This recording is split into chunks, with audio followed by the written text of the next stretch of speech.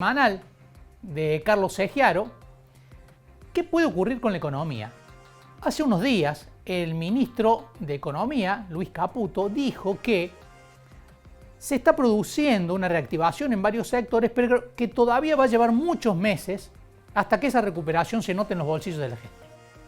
De esto habla Carlos Segiaro, de la recesión, de las posibilidades de que haya una recuperación y cuánto tiempo podría insumir este proceso. Escuchamos. Las declaraciones fueron fuertes. Textualmente dijo, hay una recuperación fuerte en algunos sectores, obviamente no en todos, incluso de 2 dígitos, dijo, a muy pocos, pero dijo así, tardará meses en llegar a la gente porque se parte desde un piso muy bajo. Y bueno, la realidad finalmente termina llegando, ¿no es cierto? Y fíjate vos que, te acordás que el mismo ministro hablaba de una recuperación en B corta, cuando se terminó a hablar de eso. El ministro, el jefe de gabinete, Guillermo Franco, decía hace 3 meses que en el segundo semestre la recuperación de la economía iba a ser vigorosa.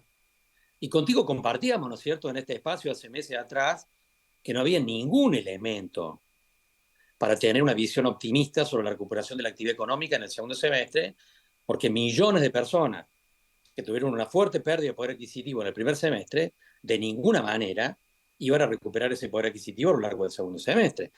Y coincidíamos, te acordás de decir, bueno, sí, el piso de la recesión probablemente se alcanzó en algún momento entre abril y mayo, o entre mayo y junio, el piso de la recesión está ahí, pero eso no significa que hayas encontrado el piso, que lo que sigue es una recuperación importante, digamos. Lo que está planteado es una recuperación muy discreta, que amplios sectores de la sociedad ni la van a percibir, que solo se va a medir estadísticamente con un número pequeño, pero que para buena parte de la sociedad va a pasar casi desapercibido en términos de sensaciones, ¿no es cierto? Y todas las consultoras de la Argentina, del signo que sean, todas dicen que este es un año francamente recesivo. ¿Por qué? Porque por más que el piso de la recesión se alcanzó entre mayo y junio, la recuperación es tan discreta que no alcanza a compensar las pérdidas muy fuertes que se produjeron desde enero. Entonces, el conjunto del año claramente es un año recesivo y, por supuesto, la recomendación que uno le hace a muchos empresarios, sobre todo a los que operan en el mercado interno, es que sean muy cuidadosos durante los próximos meses, porque no hay ninguna señal eufórica de recuperación de la economía desde ningún lado, ¿no? Excepto para algunos sectores muy puntuales. ¿Cuidadosos en qué sentido, Carlos? Bueno, cuidadosos en el sentido de que los márgenes de rentabilidad van a estar muy complicados. Yo vengo ayer, ha sido una reunión en algunas localidades en la zona de Mar Chiquita, fíjate vos, con sectores comerciales que están vendiendo el 50% menos en términos de producto, de volumen de El producto. volumen.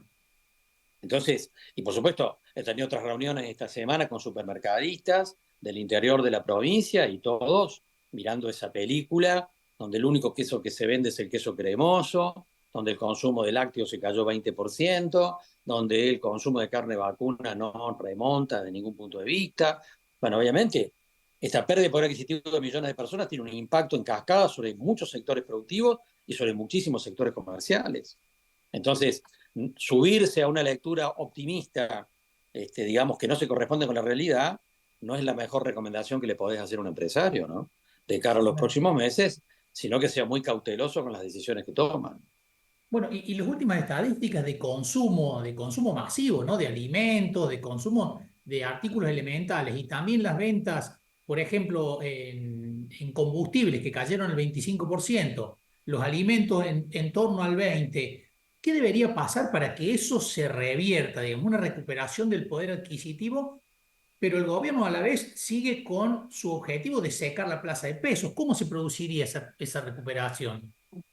Bueno, porque acá entramos, no digamos una contradicción, pero sí a una lectura objetiva de los elementos económicos, porque el presidente de la Nación ha dicho que él va a bajar la inflación cueste lo que cueste. O sea, ahí hay un reconocimiento. Bajar la inflación no es gratis. Tiene un costo.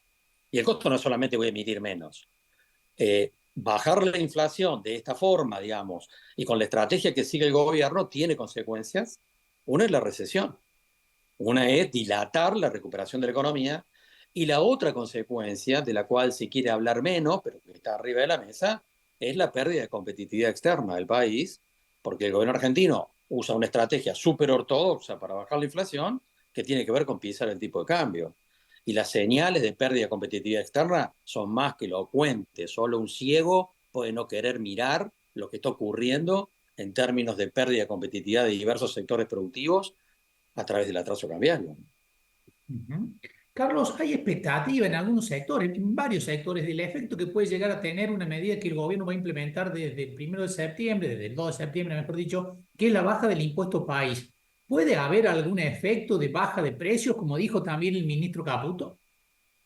Bueno, el manual de economía dice que sí, pero en realidad la realidad cotidiana, la calle, te hace relativizar lo que podría ser el efecto, digamos, según el manual de economía. Y tengo digamos, una anécdota de hace 2 días, en una reunión con productores agrícolas en Villa María, y hablábamos de esto. Muchos productores agropecuarios tenían la expectativa, es decir, baja el impuesto país, muchos de los insumos, urea, etcétera, tienen componentes importados que son importantes. Muchos productores tenían la expectativa de decir, bueno, cuando baje el impuesto país van a bajar los precios de los insumos, vamos a aprovechar, esperar un poco. Bueno, y estábamos en medio de una reunión con los productores, relativizando obviamente ese concepto, y uno de los productores le había enviado por WhatsApp un mensaje a uno de los distribuidores que le vende insumos, y entonces el productor en un momento de la reunión interrumpe y dice, miren lo que me contesta el distribuidor. Y por el WhatsApp el distribuidor le decía, mira, dice, yo todos los insumos que tengo los compré pagando el 17,5%. Hasta que no devuelte el stock, te voy a cobrar a vos el 17,5%. Y en realidad, digo, ¿cuál es la ironía, no es cierto? Ujú. Ese mismo distribuidor, cuando el año pasado subió el impuesto país, a las 24 horas tenía subido el precio del insumo. O sea que el productor agropecuario en este punto perdió cuando subieron el impuesto y vuelve a perder cuando lo bajan. Y lo cierto es que así funciona la economía real, ¿no es cierto? Así funciona la economía real. Los precios pueden bajar en términos de insumo básicamente por la recesión, no por el impuesto país. El sector automotriz estuvo haciendo un análisis diciendo, y a los insumos puede bajar 3 puntos el precio de un automóvil. Pero en realidad sí es cierto que en el escenario recesivo, que es el que está explicando la baja de precios en algunos segmentos. El impuesto país debería generar una baja de precios o contribuir a eso, pero en la realidad digamos que el impacto va a ser menor, claramente menor. En muchos sectores, Carlos, como por ejemplo el automotor, puede ser que haya bajas de precios inconducentes, porque va a haber una baja de precios, pero no va a haber mercado del otro lado, porque la gente sigue sin poder adquisitivo para comprar un bien que hoy como mínimo sale 21 millones de pesos. Sí, por supuesto. Obviamente tenés un mercado sumamente fragmentado, donde juega un rol importante también la propia segmentación en términos de poder adquisitivo. Cuando decimos ha habido una redistribución del ingreso en la Argentina en términos regresivos, donde los segmentos más empobrecidos de la sociedad, el segmento D1, D2, como se le llama técnicamente, aumentó 10 puntos a lo largo del último año, pero el segmento ABC1, donde está el sector de mayores ingresos en la sociedad, sigue siendo un 5%, casi que no se movió nada. En realidad hay segmentos de la sociedad argentina que se siguen moviendo. Esto que siempre decimos, no es lo mismo la venta de servicios turísticos en Villa General Belgrano que en Santa Rosa de Calamuchita. Y obviamente que también la segmentación alcanza a muchos sectores productivos y también el sector automotriz. También lo alcanza, porque hay segmentos del sector automotriz donde la venta se sigue moviendo como se hacía el año pasado, pero tiene que ver con ese segmento ABC1 o con el segundo segmento de más alto poder adquisitivo, ¿no?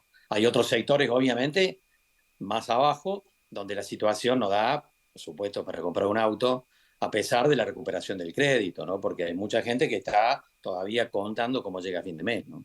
Claro, y porque usa el crédito para alimentarse, para pagar los servicios, el crédito al que puede acceder. En parte sí, en parte es cierto que también que sí, cuando uno percibe a nivel bancario como el uso de las tarjetas de crédito el año pasado tenía básicamente como destino compra de electrodomésticos, bienes de consumo durable, y como hoy esa tarjeta de crédito se está usando en el supermercado para compras de alimentos, ¿no? Era Carlos Egiaro, economista, analista de mercado, dando un panorama de esto que planteó el ministro de Economía, Luis Caputo, y que, bueno, plantea un panorama desde el punto de vista económico desafiante para los próximos meses. Con esto llegamos al final de esta edición de Mensaje Directo. Nos vamos a reencontrar el miércoles, como siempre, a las 12:30.